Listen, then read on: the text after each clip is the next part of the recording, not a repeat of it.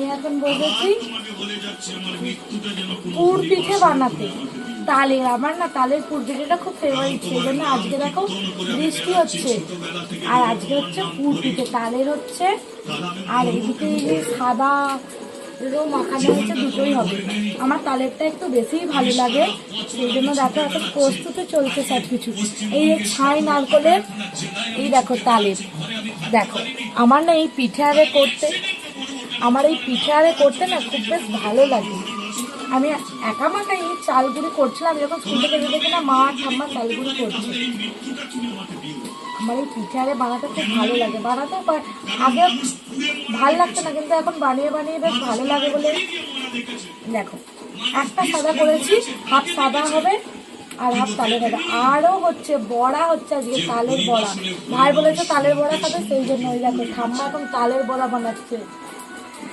ঠাম্মার প্রথমে না কড়াটা গরম হয়নি, জড়িয়ে গেছে। ঠাম্মা ভেবেছে যে হবে না মনে হয়। এই দেখো অল্প হচ্ছে, এটা নিয়ে মানে থার্ড বার হচ্ছে। এই দেখো এদিকে ভাজা হয়েছে, তো এখন টেস্ট করবো না, টেস্ট করে পরে দেখাচ্ছি। হাই যে কড়াতে এখন ভাজছে ঠাম্মা। কে কে এইসব কিছু খাবে আর কার কার খেতে ভালো লাগে অবশ্যই কমেন্ট করে তাড়াতাড়ি বলো। Bye bye.